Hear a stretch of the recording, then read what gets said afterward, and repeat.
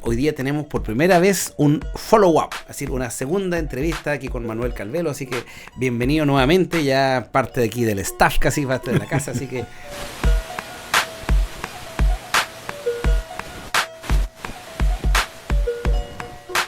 Partir repasando el modelo. La vez pasada, en nuestro anterior video, tú contabas de que, bueno, tú creaste un modelo porque finalmente no había un modelo el cual a tomar mano. Cuéntame muy brevemente ese modelo. Bueno, el único modelo teórico que encontré cuando empecé a trabajar fue el modelo emisor medio receptor. Y descubrí que no servía para la comunicación pedagógica al menos. Descubrí que era un sistema de el emisor dominante, autoridad, poder, y el receptor pasivo, sin poder y sin autoridad. La realimentación servía solamente para que el emisor supiera que el mensaje había llegado, y si el mensaje había llegado, iba a ser obedecido. Cuando constaté ese fracaso, comencé a poner en práctica intuiciones que finalmente terminaron formalizándose en un nuevo modelo. El modelo es interlocutor, mensaje, interlocutor. Inicialmente había dicho interlocutor, medio interlocutor. Y a instancias de una compañera de trabajo, Lida Gaviria, una colombiana, lo cambié por interlocutor, mensaje, interlocutor, puesto que los instrumentos son diferentes, varían, evolucionan, cambian, pero el mensaje es uno. Este modelo, interlocutor, mensaje, interlocutor, tuvo consecuencias muy grandes en nuestra manera de producir programas, porque si teníamos que tener en cuenta al interlocutor, lo primero que teníamos que aprender es cómo el interlocutor aprende. Es decir, darle vuelta al paradigma usado enseñanza-aprendizaje, que es poner el carro delante de los bueyes, y pasar a cómo se aprende para saber cómo enseñar. Eso nos llevó a acentuar ciertos aspectos del mensaje pedagógico para que fuera útil. Lo primero fue dejar de usar la estética de los programas de ficción o de autoexpresión artísticos.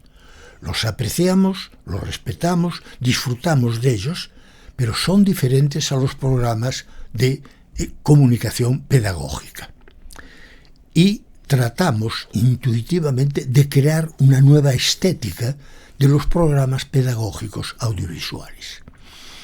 Entre los documentos que le envié a tu gente hay un pequeño documento de trabajo sobre la estética del programa pedagógico audiovisual, pero puedo reducirlo a un elemento. El programa pedagógico audiovisual, el primer elemento estético y el más sustantivo es la claridad.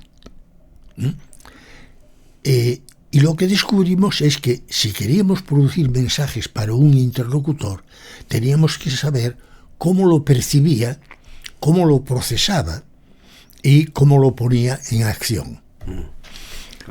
Y eso nos llevó a trabajar bastante en neurología, desde la percepción del estímulo, fundamentalmente visual y auditivo, su procesamiento mediante redes neuronales y qué influencia tiene el sistema nervioso central endocrino, que es el que genera nuestros estados de ánimo, porque nos dimos cuenta de que lo afectivo tiene un papel importantísimo en la acumulación de los mensajes cognitivos.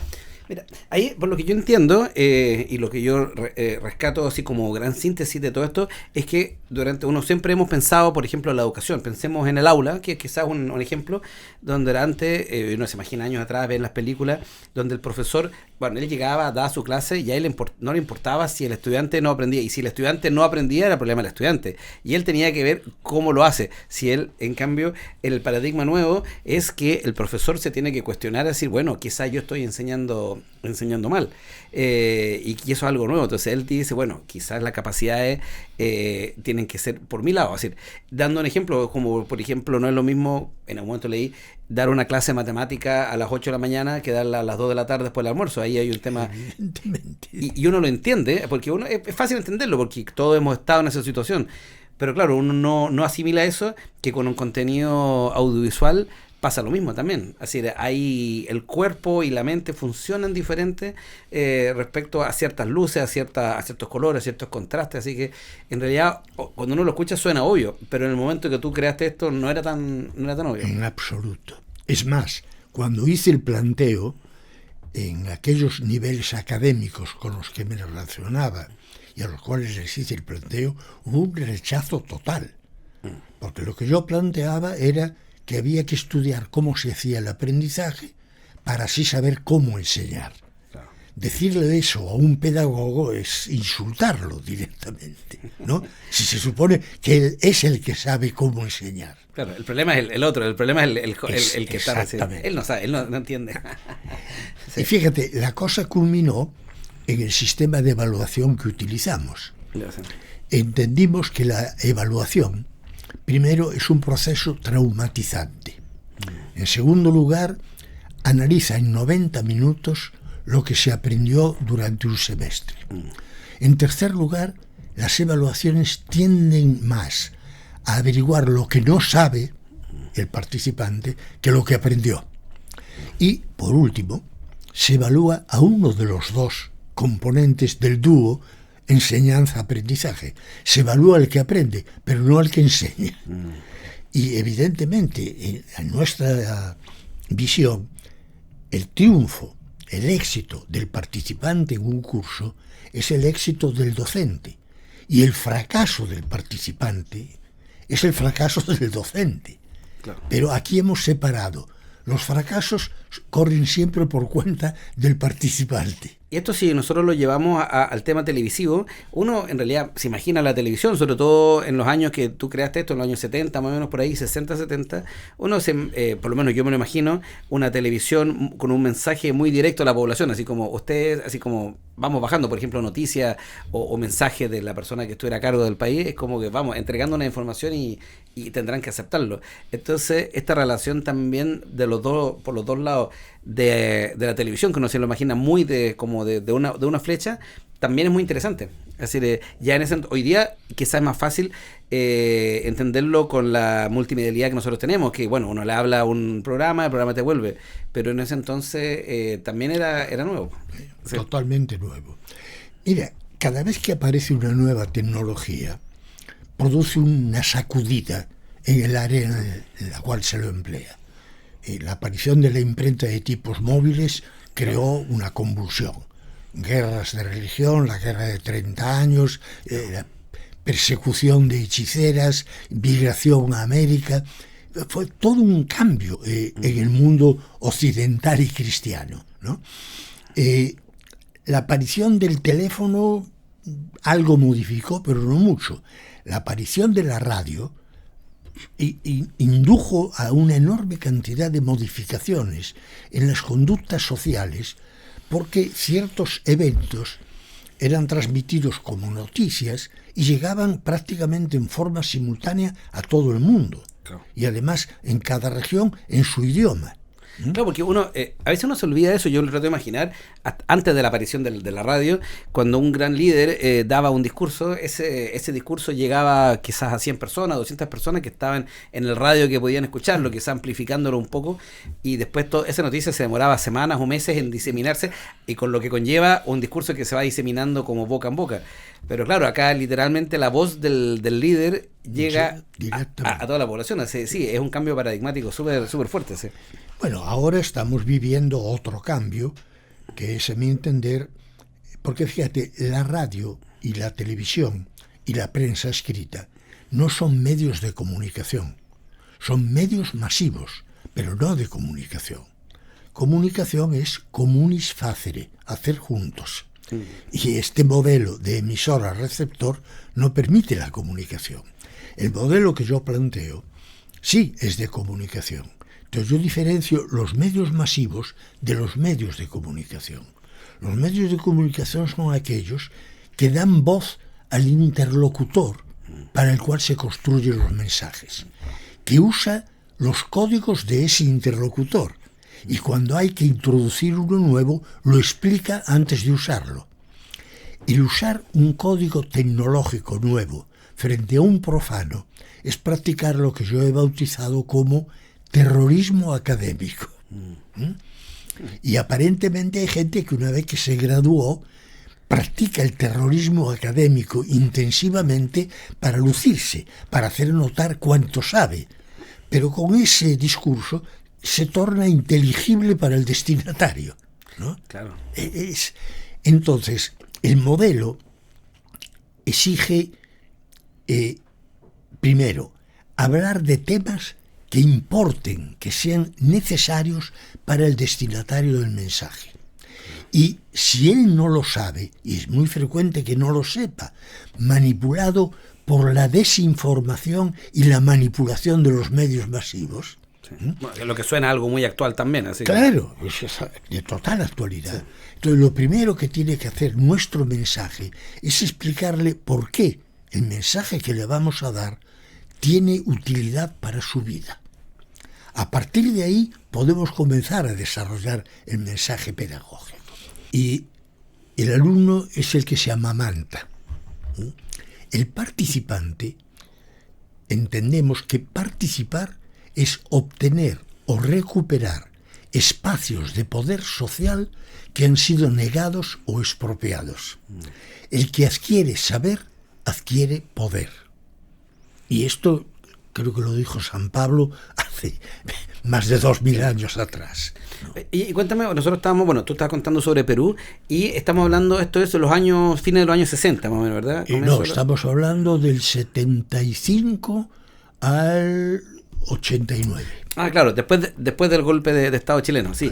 Y cuéntame, ¿y cómo era ese Perú rural? ¿Cómo era el campesino? Porque cuesta un poco imaginar así como uno tiene de repente imágenes medias sesgadas también, así media, pero ¿cómo fue esa relación tuya con, porque allá Perú es un país amplio que está la sierra, sí, está la costa, cuéntame un poco de esa experiencia de viajar por Perú. Muchos países dentro de una frontera. Sí.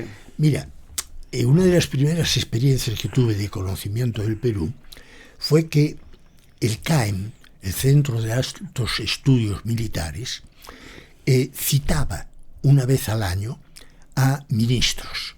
En 5 días entrevistaba a 10 o 15 ministros para que expusieran qué hacía su cartera, su función, sus problemas, frente a todos los generales, coroneles y algunos tenientes coroneles.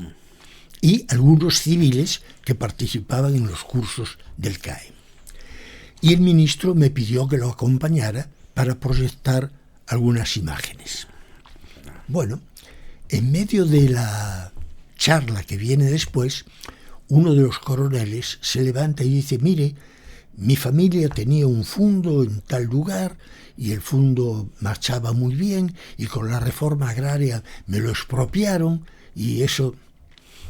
Y entonces el ministro le dice: mire, yo le voy a explicar por qué soy ministro de Agricultura. Dice: cuando yo era, como usted, teniente coronel, me mandaron a terreno. Yo había vivido, nacido y educado y criado en Lima. Y me mandaron a terreno para controlar la posible aparición de guerrillas. Y de repente me di cuenta que estaba viviendo un Perú que desconocía. Un Perú en que los patrones tenían sus cárceles propias, en que pagaban con billetes que ellos imprimían, en que el obrero era un esclavo. Me di cuenta que eso había que cambiarlo. Y es seguro, dice el ministro, que tuvimos errores, no me cabe la menor duda. Un proceso de reforma agraria conlleva cometer errores, pero evidentemente el Perú tenía que cambiar. Y si no hacíamos la reforma agraria, teníamos 2 Perú conviviendo. El patrón que iba de vez en cuando al fundo, de vez en cuando, ¿no? Pero que vivía en Lima o en Miami, ¿no? y los trabajadores. Y la primera frase de Velasco Alvarado, cuando decretó la reforma agraria, fue: campesino, el patrón no comerá más de tu pobreza. Perfecto. Genial. Sí, sí. Entonces, nuestra relación estaba acotada. No podíamos hablar de organización, porque de eso se encargaba Sinamos. No podíamos hablar de educación, porque para eso estaba el Ministerio de Educación. Por eso a nuestro centro le llamamos CESPAC, Centro de Servicios de Pedagogía Audiovisual para la Capacitación. Es decir, buscamos un nombre que no compitiera con ninguna institución. Toda una estrategia de supervivencia, ¿no? No hubo otra. Y tuvimos apoyo de alguna gente y rechazo visceral de otra, ¿no? Violento, ¿no? Oye, y ahora pasamos para el otro, al interlocutor. ¿Cómo era en general la relación que tú tenías cuando llegabas finalmente a un campo, llegabas donde campesinos y entraban con este proyecto? ¿Cómo lo recibían finalmente? Los momentos más difíciles fueron los iniciales, cuando no teníamos paquetes pedagógicos producidos. Pero una vez que tuvimos los primeros 10 paquetes pedagógicos, convocábamos a la comunidad para mostrarle una muestra de los cursos que teníamos, para que ellos decidieran si le interesaba algún curso para inscribirlos y dictar el curso. Pero además, esto es importante, les exigíamos participación, es decir, ellos tenían que aportar algo al dictado del curso. O bien le daban de comer a los capacitadores, o bien facilitaban el transporte. Algo tenían que aportar, porque tú lo sabes muy bien, en este mundo en que vivimos, lo que no cuesta no vale. Exacto, sí, sí. Exacto. Entonces, y nos encontramos con sorpresas increíbles. Mira, el recuerdo más emotivo, más emocionante. Fuimos en la zona de Arequipa a una comunidad en plena sierra, pusimos el monitor muy alto y empezamos a pasar un muestreo de los paquetes que teníamos para que dijeran cuáles querían. Y en primera fila, sentado en el suelo, un anciano llorando. Yo lo vi, qué metida de pata hemos hecho. Entonces me acerco a él al terminar de pasar los programas y le digo: dígame, abuelo, ¿qué le pasa? ¿Está mal? ¿Por qué está llorando? Nunca había visto televisión. Y me dice: es que eso, señalando, está hablando mi idioma, mi lengua. Era la primera vez que recibía información en su lengua materna. La relación con los campesinos siempre fue fraternal.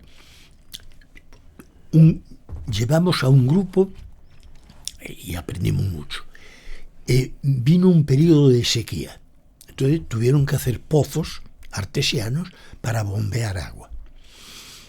Y les hicimos un diseño, consultamos ingenieros, técnicos y fabricamos una bomba que podía funcionar con aspas hechas con vegetación natural y que bombeaba agua de 7-8 metros, ¿no? Hicimos el curso, etc. Vamos a una comunidad, les decimos: ¿ustedes tienen programa de agua? Sí. Bueno, miren, podemos hacer este pozo así, así. Hicieron el pozo. La parte práctica fue construir el pozo y ver que bombeaba agua y que llegaba el agua. Bueno, a los lugares a que íbamos a capacitar volvíamos siempre 6 meses después para ver los resultados, conversar, ver qué cosas había que cambiar, etcétera, etcétera. Volvemos por la zona y ahí estaba el pozo sin funcionar. Entonces les preguntamos: pero díganme, ¿por qué no usan el pozo? Dice: bueno, es que nosotros no podemos amarrar a Huayna Muru, al dios de los vientos. No se lo puede amarrar. Nos habíamos olvidado de un dato antropológico fundamental, ¿no? Pero en general, la respuesta de los campesinos era formidable. Veían el curso, veían que había una práctica, veían que podía haber un resultado y se metían al curso y lo seguían. Claro, los horarios a la noche y la práctica a la mañana en su terreno, sábados y domingos. Hubo lugares donde todos los cursos los dimos sábado y domingo, porque era el tiempo que tenían libre. Es decir, los tratábamos como interlocutores y respetábamos su forma de vida, porque tuvimos Ministerio de Agricultura. Nos levantábamos a las 7, llegábamos a las 9 a la comunidad, le preguntábamos qué cursos querían. Bueno, les interesaba eso. Bueno, ¿les parece que empecemos el lunes? Sí, claro, cómo no. ¿A qué hora? ¿A las 9? A las 9. Bueno, a las 9 estábamos ahí el lunes y no había nadie. Nos habíamos olvidado que era el comienzo de la siembra o el comienzo de la cosecha o las fiestas patronales del pueblo. Entonces tuvimos que empezar en el sondeo preliminar para producir el programa, donde reconocíamos el nivel de conocimiento, el nivel de falencias, de debilidades, sus códigos, y su nivel de conocimiento del tema. Empezamos a incorporar elementos antropológicos. Bueno, cuáles son sus festividades, etcétera, etcétera.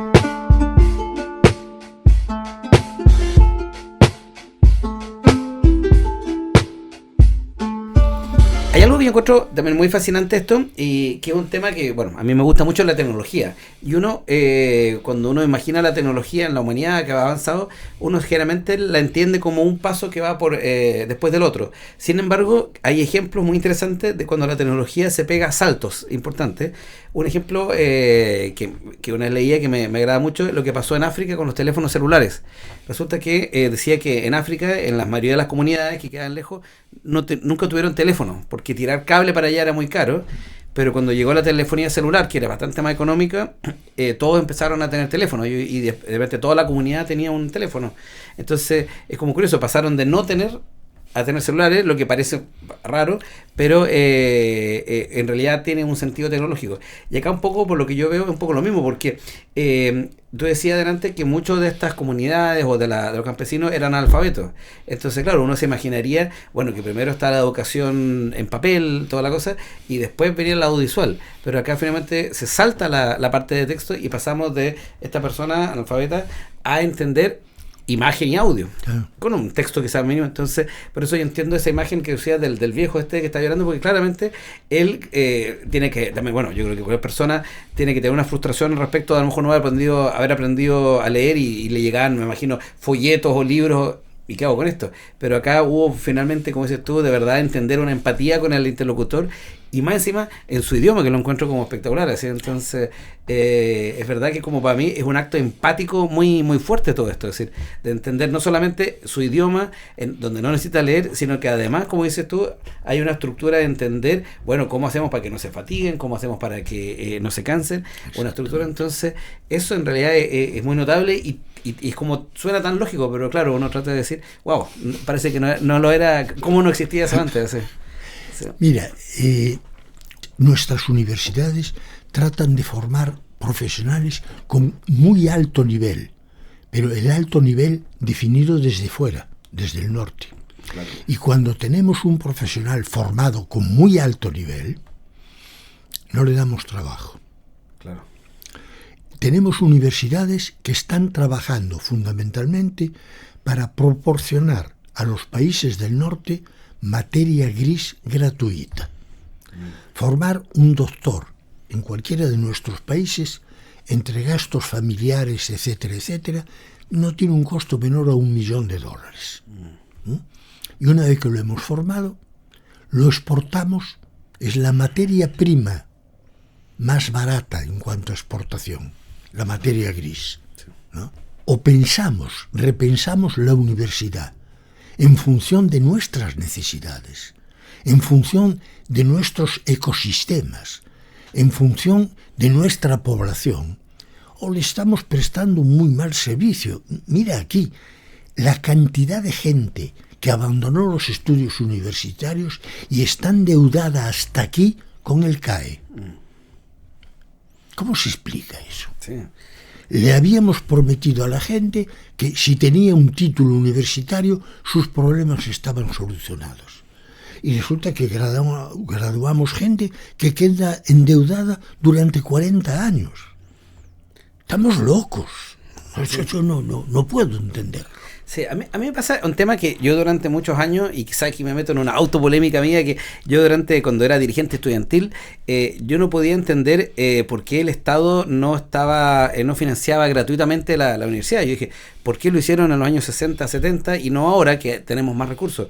Pero de repente en un momento entendí, y por eso digo que como que polémica con mi yo anterior, es porque yo entendí, claro, es que efectivamente antes se necesitaban muchos profesionales y hoy día uno ve y en realidad sobran en cierta forma, ¿sí? Digo, y hay otras necesidades más del mundo que no estamos viendo. Es decir, uno ve carreras sobresaturadas, así para que hablen periodistas, asistentes sociales, algunos abogados, que uno dice, ya hay mucho. Entonces, ¿en qué momento el Estado perdió mano de decir, oye, necesitamos esto? O damos libre albedrío y esto. Como anécdota, leí por ahí, no sé si en Chile, pero en otro país, me reí mucho de una carrera que era estudio egipciológico, es decir, egipciología. Y al finalmente alguien decía que él estudió eso y se dio cuenta que no existía campo en el mundo, no había en el mundo. Y alguien le dijo, pero puedes tú hacer clases de esto, para más gente que quiera esto. Entonces esa es la definición de una estafa piramidal, así en el fondo vamos, y en algún momento las estafas piramidales colapsan. Entonces me acordé de esa anécdota. Sí. Total. Has descrito una realidad. El problema es que el saber no puede entrar al mercado. Cuando el saber entra al mercado, los perjudicados son los participantes y los docentes. Fíjate, aquí crecieron como hongos las universidades privadas. Algunas de ellas fueron compradas por capitales estadounidenses, pero seguían diciendo que eran sin fines de lucro. A mí nadie me convence que esos grandes capitales estadounidenses son capitales filantrópicos. No, yo descubrí cómo lucran las universidades privadas. Tú y yo formamos una universidad privada. Y luego nos unimos a Claudia y hacemos una sociedad de compra-venta de locales y edificios. Entonces nuestra universidad le paga a la otra empresa $10,000 el metro cuadrado por mes de alquiler. Entonces la universidad no gana nada, pero la otra empresa está lucrando en abundancia. Si no, uno no se explica que vengan a comprarla desde Estados Unidos. Hemos creado una necesidad ficticia. Ese es el problema. Y además, hay un sentido aristocratizante del conocimiento científico. Entonces, hay carreras menospreciadas. Pedagogía, psicología, multitud de carreras menospreciadas, pero al año se reciben más de 1.500 arquitectos en Chile. Para una población de 17 millones de habitantes, 1.500 arquitectos por año, pues es una barbaridad, ¿no? Se reciben muchos menos médicos y muchas menos enfermeras, ¿no? Y se reciben también alrededor de 1.500 periodistas. ¿Dónde tienen trabajo esos periodistas? Yo he planteado en la Facultad de Comunicación e Imagen que había que formar gente que supiera hacer comunicación rural, porque esa gente a nivel de municipios rurales sí podía tener trabajo, si estaba bien formada para trabajar en el área rural. Exacto, sí. Pero formamos gente para los grandes medios, que no le dan trabajo. Sí, eso yo eso yo me acuerdo de mis tiempos de universidad, cuando estaba en la Universidad de la Frontera. Se supone que la pirámide tenía que ser un ingeniero y 10 técnicos, y en otro estaba revertido, habían 10 ingenieros y un técnico, y a mí me da mucha risa como en su momento, bueno, después me di cuenta, le cambiaban el nombre, porque como ser técnico en Chile es mal visto, le ponían ingeniero en ejecución, por ejemplo, o empezaban a inventar nombres así, o el ingeniero comercial, que es el único país del mundo que tiene ese nombre. Entonces, como que todo en Chile necesitan ser ingenieros. Y hoy día es curioso porque yo también critico que a mí me pasa con el negocio que tengo acá, lo que hoy día más me cuesta encontrar y que para mí es un dolor de cabeza, es un buen eléctrico, es un buen plomero, es un buen albañil, es un buen alguien que... Porque socialmente no se los valora. Claro, entonces... Y son fundamentales. Entonces, claro, y ahí hay un problema que dice justamente los dos, porque finalmente, hoy día, claro, alguien que quiere ganar dinero no va a estudiar eso, pero debería hacerlo. Y claro, y al mismo tiempo, uno mismo también como empresario, tampoco va a pagar ese dinero. Claro, yo lo veo en otros países, en Alemania, a alguien que te viene a arreglar el baño, es carísimo, pero te lo va a dejar impecable. Va a ser entonces... Claro, porque tiene buena formación como técnico. Sí. Mi hijo menor vive en Suiza desde hace 20 años. Trabajó en Google durante 15 años. Hizo informática médica, informática geográfica, informática ecológica, y tiene el doctorado y 3 maestrías. Bueno, un capo en materia de informática. Y él me dice que en Zúrich, donde él vive, un técnico puede ganar más que un doctorado. Se respeta el valor del trabajo del técnico, porque es vital. No, eso es fundamental. Y yo me acordé, bueno, yo cuando chico leía mucho Condorito, digamos, los años 90 por ahí, y había un chiste que ya en ese entonces me acuerdo donde estaba conversando con Dorito, se encuentra con un amigo y le dice, ¿cómo te ha ido? ¿Cómo están tus hijos, los 4? Dijo, bueno, mira, uno estudió Derecho, el otro estudió, no sé, arquitectura, el otro ingeniería, y el cuarto lamentablemente no le dio para eso, así que es plomero. Así, entonces le dice, pucha, qué pena. Y dice, sí, bueno, es una pena, pero gracias a él están viviendo toda la familia, los demás, así. Entonces pasa así, y sí, es un cambio para mí de paradigma que no se ha dado todavía. Todavía en Chile todavía. Pero acabas de citar un tema. El humor generalmente es repudiado en los procesos pedagógicos. ¿Ah, sí? Claro. Y el error es satanizado. Yo les digo a mis participantes que el humor y el error pueden ser fuentes de aprendizaje muy serias. Porque si tú cometes un error y en lugar de sancionar al que lo cometió y satanizar el error, reflexionas sobre el error para que no se vuelva a repetir, aprendes mucho más que si no hubieras cometido errores, ¿no? Bueno, lo mismo pasa, es un tema, nos vamos en otra línea con el emprendimiento, que siempre ha sido un tema para mí central en este programa y siempre me ha gustado, donde en muchos países más desarrollados se valora el fracaso. El fracaso, sí. De hecho, hay algunos países que uno dice, si tú has fracasado 10 veces, el banco con más ganas te va a poner dinero. Y uno dice, ¿pero cómo? Acá el que fracasó una vez pasa a ser un paria. Entonces, hoy día hay un tema y cualquier emprendedor que ha tenido éxito dice, bueno, es que tú me ves lo que me fue bien ahora, pero hay 10 fracasos atrás. Y como dice una amiga que estuvo acá en el primer programa que hicimos, lo importante es fracasar rápido, decía ella. Porque si voy a fracasar rápido para ir al próximo... Y aprender de los fracasos. Porque ahí es donde se aprende, uno aprende el fracaso, ¿no? Evidente. Es decir, yo tengo otra también, me pasa, por ejemplo, volviendo un poco, también otra anécdota que cuando trabajé una vez acá con un ingeniero comercial, que muy de la academia, muy Mateo, y todo muy bien, porque él aprendió mucho, le fue muy bien, pero llegó un momento de que la empresa, cuando partimos, donde nos fue mal y no teníamos en un mes para pagar sueldos. Entonces, y él colapsó porque en un momento me decía, claro, yo aprendí en la carrera a cómo manejar dinero, pero nunca me enseñaron a cómo manejar déficit, que es, y yo me reía porque después en el tiempo yo digo, pero si todas las empresas pasan por periodo de escasez, eso de ir a hablar con un trabajador y decirle, sé que más, disculpa, te vamos a demorar 2 semanas en pagarte, eso no se enseña en la universidad. Entonces se ve el número, y eso también como lo conecto finalmente de esta vuelta larga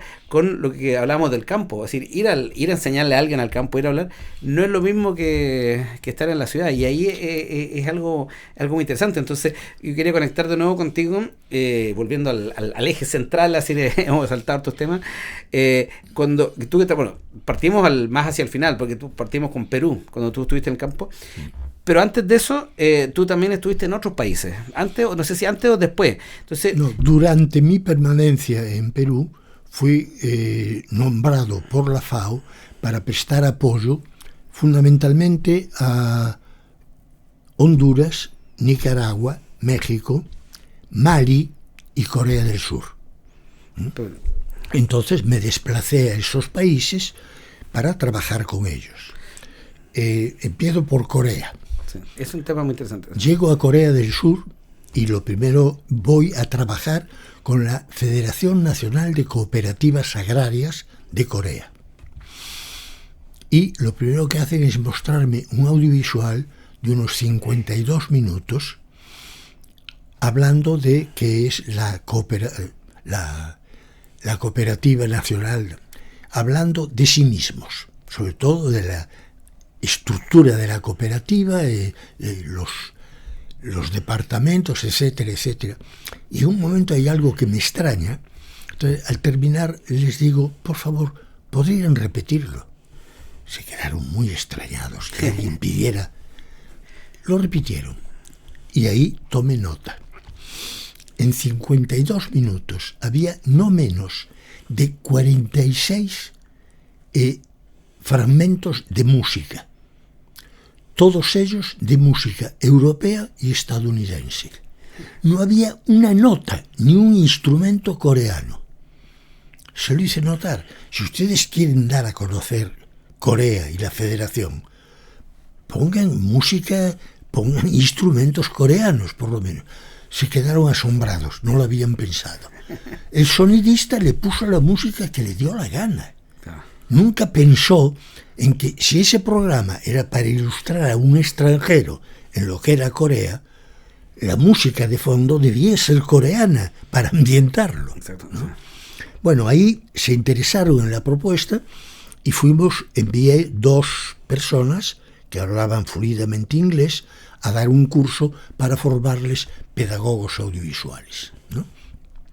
Trabajaron durante 4 meses, el esquema siempre el mismo, los planteos teóricos, fotografía, cinematografía y video, ¿no? De video lo que aprendía era algo de óptica para saber qué es un lente varifocal, que un teleobjetivo tiene menor profundidad de campo que un gran angular, etcétera. Es decir, los principios básicos científico-técnicos del instrumental. Del micrófono, los diversos tipos de micrófono, de carbón, dinámicos, de condensador, para que supieran que un micrófono de condensador no se puede probar soplando, porque eso varía la impedancia del condensador. Y que un micrófono... Ponga nota, señor director. Y que un micrófono de bobina móvil no se lo puede golpear para saber si funciona, porque se puede descalibrar el imán o la bobina, ¿no? Y después de conocimiento y manejo, prácticas de manejo, el uso pedagógico. Y ahí, por ejemplo, uno de los elementos básicos es utilizar todo el espacio disponible en la pantalla para que contenga información. Porque resulta que a veces lo importante ocupa un 10% del área disponible. Pero el cerebro ve todo eso y tiene que analizarlo inconscientemente. Uno no lo piensa, pero el cerebro tiene que analizar todo para descubrir, todo esto no sirve de nada, es ruido, porque todo estímulo que no lleva información pertinente es ruido. Y quedarse con ese 10% de pantalla que sí estaba informando. En nuestros paquetes pedagógicos había música, y era música siempre local, al empezar con la presentación, los títulos, etcétera, y al terminar con los créditos. Durante toda la música de los elementos de la pista de audio: palabra,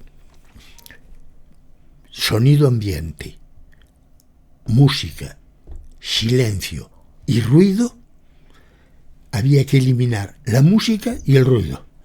Había que usar la palabra, el sonido ambiente, que genera verosimilitud en lo que uno está viendo. Claro. Y por lo tanto aumenta la credibilidad y por lo tanto aumenta el aprendizaje, ¿no? Claro. Y eliminar la música en el medio, porque nos encontramos con que hacíamos un programa, le poníamos música de Ayacucho y cuando íbamos a aplicarlo a Huancas, protestaba, esa no es música nuestra. Claro. ¿Te das cuenta? Hay que respetar eso. Si no puedo hacer una pista de audio para cada localidad, elimino el audio. Punto. Sí. Oye, y cuéntame un poco sobre Corea del Sur, porque ¿cuál es tu, bueno, quizás es una pregunta que sale un poco el tema que siempre me ha intrigado ese país, porque por lo que entiendo uno de los países que más que ha crecido en el mundo, pasaron de prácticamente un país de agricultura básica y hoy día son, bueno, no sé si una superpotencia, pero son un país muy moderno. Tú estuviste justamente en los años ahí donde empieza ese despegue, no sé si... Sí, mira, fue muy, muy curioso, porque yo pedí, para hacerles una propuesta, pedí recorrer toda la Corea. En ese momento, el 80% de la población coreana era rural y apenas el 20% era urbano. La decisión del gobierno fue elevar el precio de los productos agropecuarios, lo cual encarecía la vida de los ciudadanos urbanos. Pero como eran pocos, como votantes no eran sustantivos. Claro. Pero además eso permitió la capitalización del mundo rural, hasta el punto que el mundo rural empezó a pedir, a demandar artículos industriales manufacturados en la ciudad. Entonces el gobierno tuvo que tomar una decisión.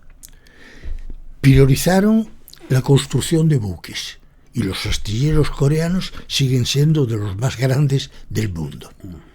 A continuación pasaron a satisfacer necesidades domésticas, cámaras de televisión, automóviles, ¿no? Ese tipo de cosas. Cuando la industria cinematográfica pidió apoyo, les dijeron, muy bien, van a tener apoyo, pero con una condición. Por cada película importada, ustedes tienen que producir 5 películas. Okay. Decisión autoritaria, vertical, sí, pero que creó la industria cinematográfica. Yo en estos momentos, a mi esposa está viendo permanentemente teleseries coreanas. Realmente el tratamiento es maravilloso. Y además, en las teleseries americanas, empiezan a aparecer, o sea, este es el bueno, este es el malo, este va a morir, este va a rescatar a la niña, así, con verlos. En las series coreanas hay una sutileza, un tratamiento tranquilo, pausado, aún la violencia es tranquila. Sí. No, efectivamente, yo hace como 15 años atrás o quizás más, vino un gran ese profesor de guión, el Robert McKee, que era, no sé si está todavía vivo, una eminencia en lo que explicar cómo funcionan los guiones. En Hollywood él enseña, sí, hace una clase magistral, y él en ese entonces alabó mucho la cinematografía coreana, porque decía que tenían un lenguaje propio, y claro, y un par de años después, 10 años después, ganó una película del Oscar hace poco, El Parásito, es decir, y para muchos quizás fue sorpresa, pero para los que uno seguimos viendo ese tiempo no dice una sorpresa, es decir, o lo que pasa hoy día con la música, el K-pop, que también ha dominado el mundo, es decir, y por pero seguir escúchame, y perdóname, además series aparentemente policiales, la última que acabo de ver se llama Vincenzo. Es un coreano que la madre lo deja en manos de una familia italiana porque la han condenado injustamente y va a ir a la cárcel. Para salvar a su hijo, lo cede a una familia italiana. Entonces él se educa en Italia y es consiglieri de una rama de la mafia, ¿no? Y vuelve a Corea. Bueno, te juro que el tratamiento estético, mi esposa se fija mucho en la ropa, en la escenografía, porque es parte de su trabajo, ¿no? Es impresionante, pero además lo impresionante es que hay una crítica a la sociedad, a los jueces, a los fiscales, a los grandes capitales, ¿no? En este caso, el malo es una empresa que se llama Babel, y quieren construir una torre, ¿no? Fíjate el simbolismo occidental llevado a Corea. Una serie formidable y una crítica sociopolítica feroz. Qué genial. Bueno, volviendo un poco a lo anterior, a mí me encanta lo que tú contaste de cómo esta sociedad de 80% de rural y agrícola logra finalmente hoy día convertirse en una sociedad que la cual nosotros la relacionamos a tecnología, a cosas nuevas. Entonces, y yo no sé si eso también lo viste en otra parte, porque para pasar al otro país que me interesa es África. Tú dijiste que estuviste en Mali también. Bueno, en Mali me piden que vaya de la FAO, porque hasta ese momento, cuando un país necesitaba un programa audiovisual, generalmente un fotodocumental, diapositivas con pista de audio sincronizada, pedía a la FAO que lo produjera. Y la FAO enviaba un experto y 2 ayudantes que permanecían 3 meses. Es decir, eran 9 meses persona, salario y viáticos. Entonces el fotodocumental costaba $50,000. Y después tenían que hacer copias. Y las copias en emulsión cinematográfica es muy cara. Sí. Pero además, si ese país necesitaba otro fotodocumental, tenía que volver a llamar a la FAO. Cuando yo empecé a trabajar a la FAO y vi eso en mi primer viaje a Roma, dije, no, yo no piso este palito. Yo voy a formar personal local y lo voy a formar en el modelo artesanal de producción.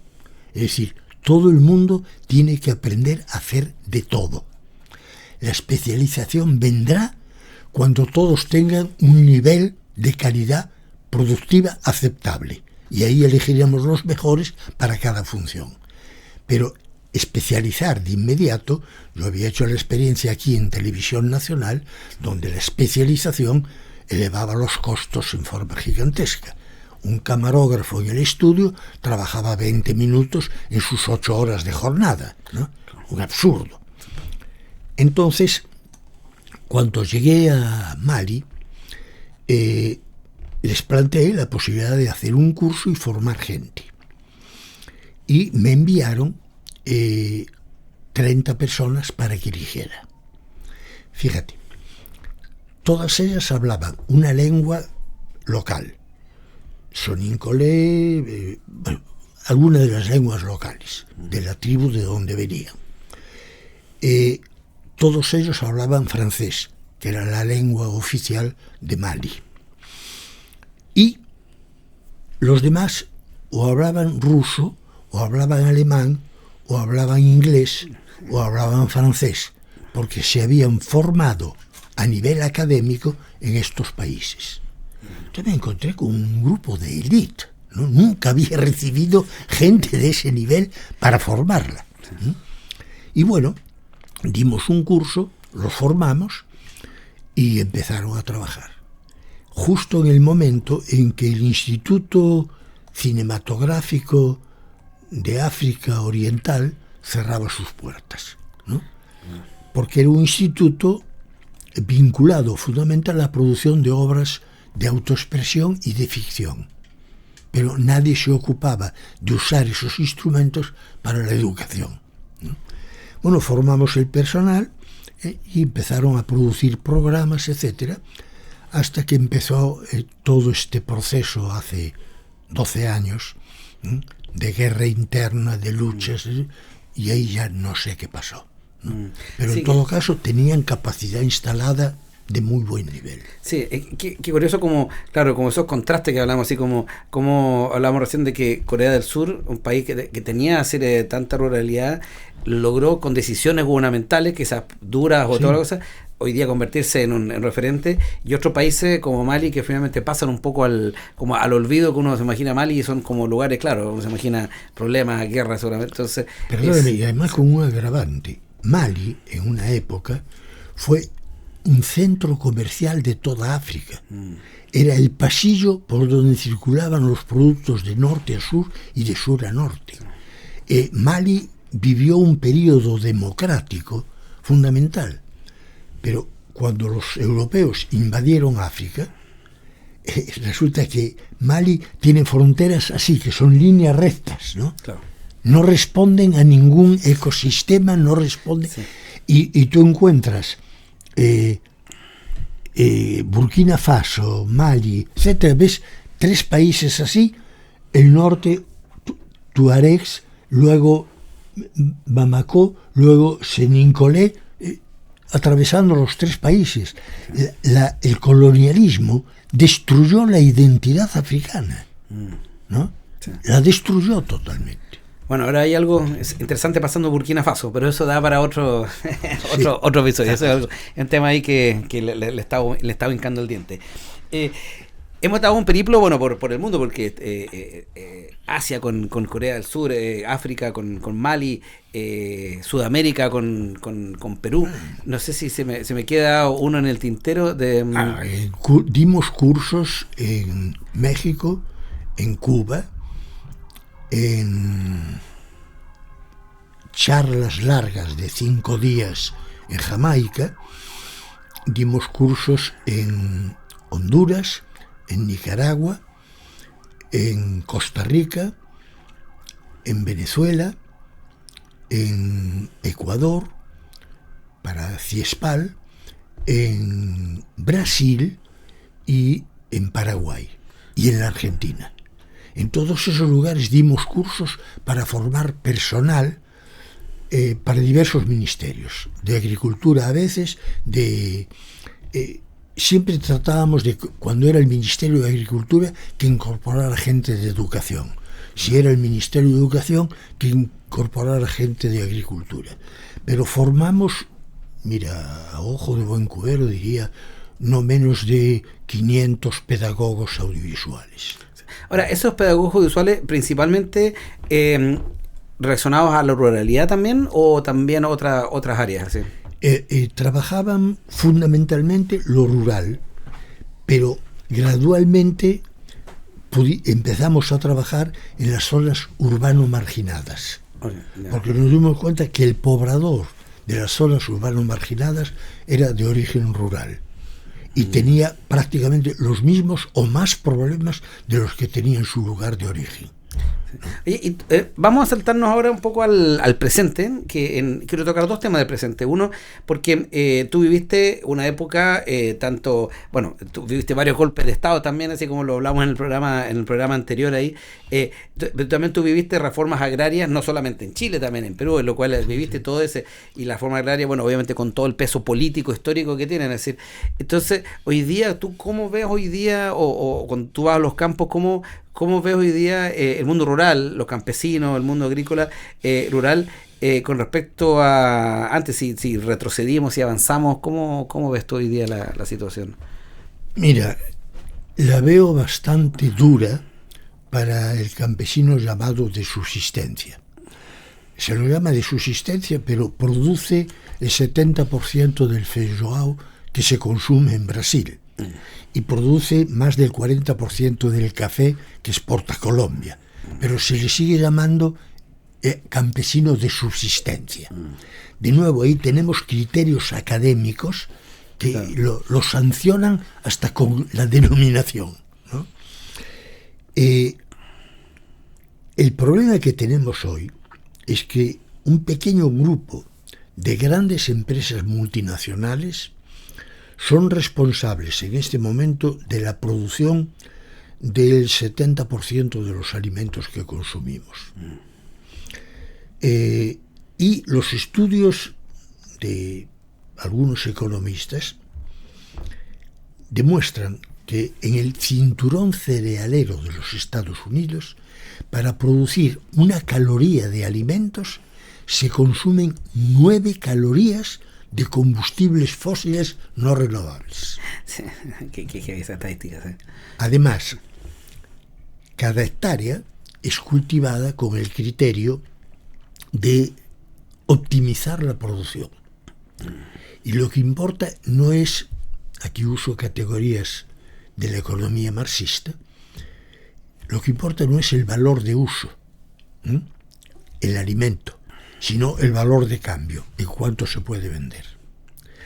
Si aquí está el productor y aquí está el consumidor, en el medio hay una cadena de intermediarios que son los que se llevan la parte del león, ¿no?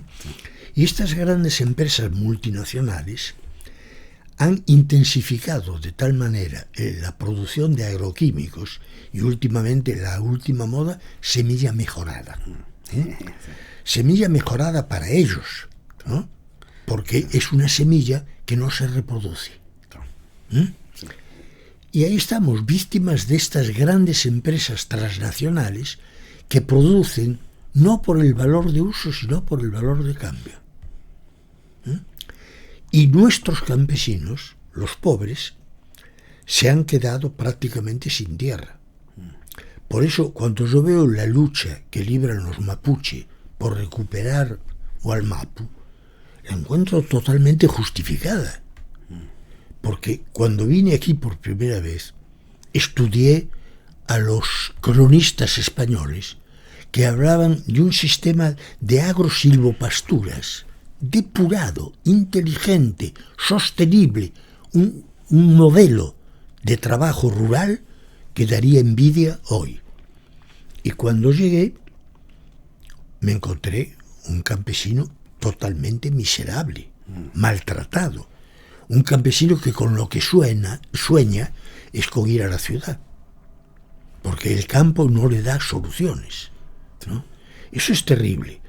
Bueno, descubrí, entre otras cosas, además, cómo funcionaba la sociedad mapuche, ¿no? Cada lof enviaba a sus hijos y sus hijas a casarse con hijos e hijas de los lof vecinos. Y esto es lo mismo.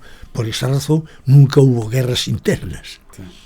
Y me extrañó que no hubiera ningún monumento, arco de triunfo, pirámide. No había nada de eso. Y cuando lo pensé me di cuenta, claro, si no había esclavitud. Exacto. Y para construir esos grandes monumentos necesitas mano de obra esclava. Punto. Sí. No, es verdad que ese tema, y que daba también para una investigación mucho más profunda, es hoy día que está de moda la agricultura sustentable o circular o toda la cosa. Uno dice, pero bueno, pues si eso ya lo estaban haciendo hace mucho tiempo. Así que sí, yo creo que yo siempre he dicho lo mismo, que si hay algo que rescatar del pueblo mapuche, por un lado es su conocimiento ancestral medicinal, que creo que tiene mucho ahí, que tenemos mucho que aprender, y lo otro también de cómo manejaban la tierra, que yo creo que también estoy de acuerdo, y eso da para otro capítulo.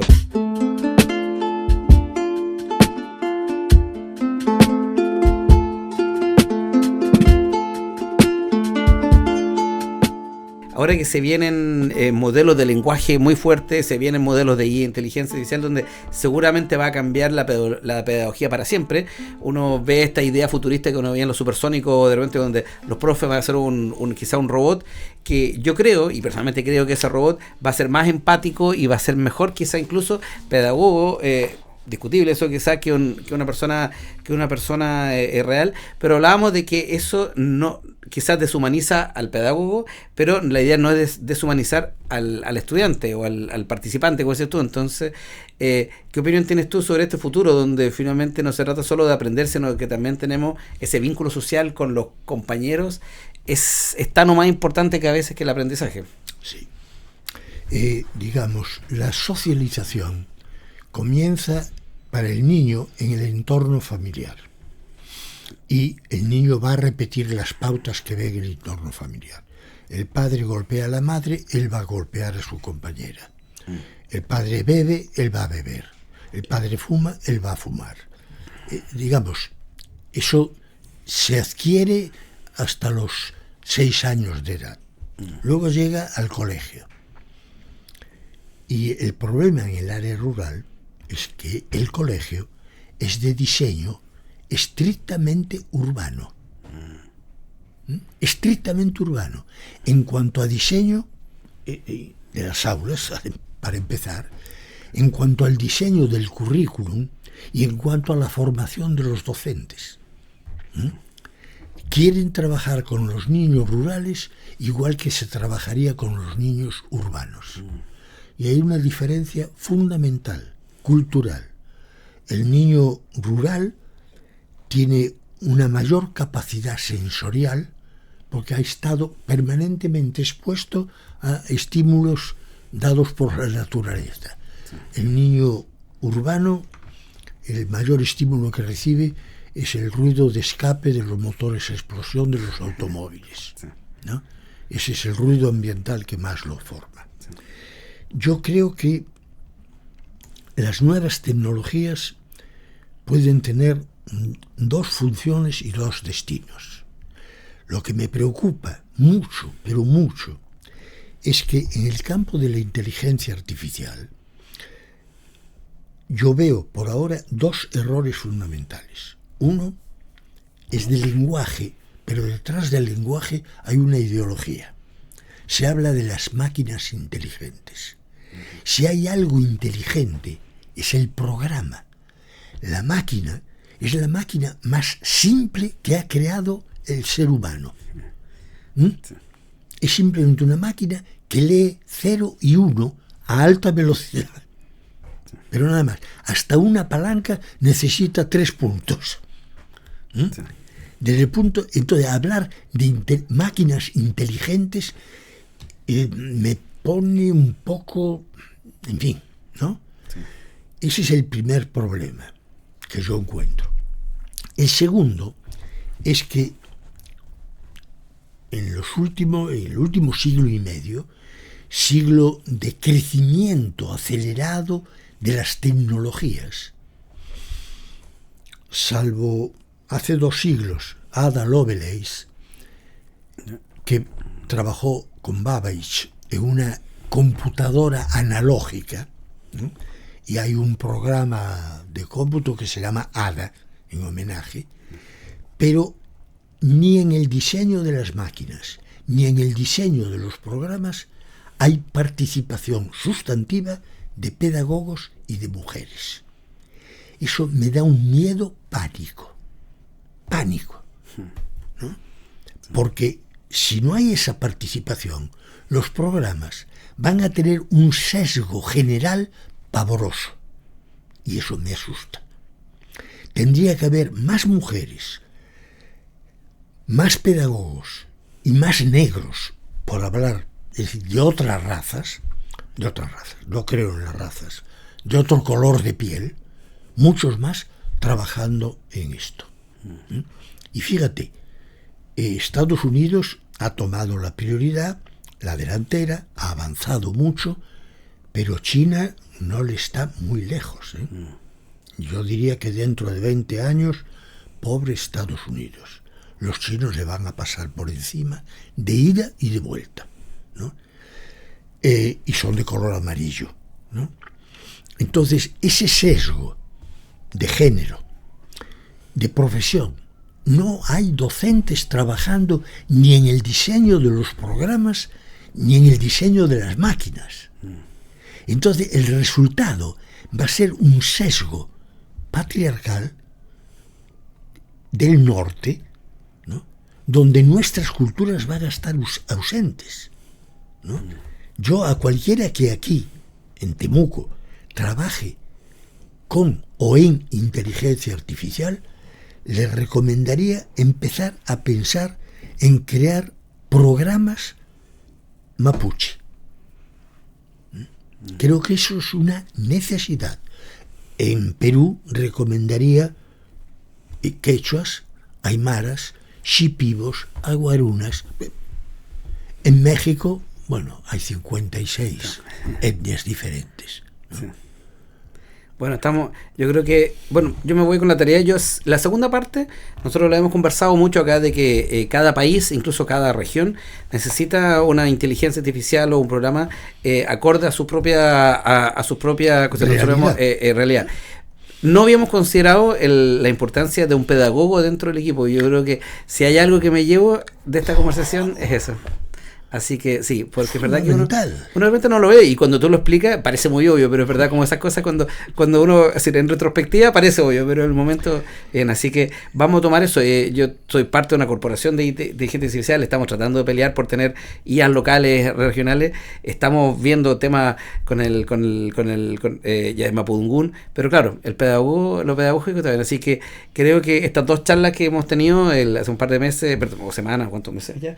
Y todo, a mí por lo menos me llevan con harta tarea para la casa, así que bueno, ya vamos terminando, así que con este último sorbo de esta Hoppy Moch, ya media tibia, pero no por eso menos mala, te quiero agradecer nuevamente, muchísimas gracias hasta acá, esta conversa que como igual todas estas grandes conversas tienen de repente algunas ramas que uno no vuelve a ellas, pero creo que el señor editor logrará sacar algunas cosas muy buenas de esto. Así que valoro muchísimo la enseñanza, yo aprendí mucho y esperemos que las personas que vean este video también lo valoren. Así que muchísimas gracias, salud y bueno, nos vemos seguramente otra vez. Todo lo que puedo decir a esto es que me quedan pocos años de vida.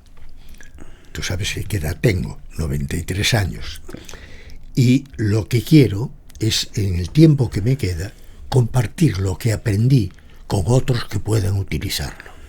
No pretendo tener ninguna verdad revelada, pero sí un cúmulo de experiencias que comprueban que mis intuiciones transformadas en modelos teóricos funcionan. Bueno, eso es lo que quiero compartir con otra gente. Y me tienes a tu disposición para un proceso compartido de enseñanza-aprendizaje con tu gente, encantado. Perfecto, me encanta y vamos a trabajar en ello, porque de verdad que a mí por lo menos me ha motivado mucho y creo que es lo que hay que hacer. Así que bien, muchas gracias.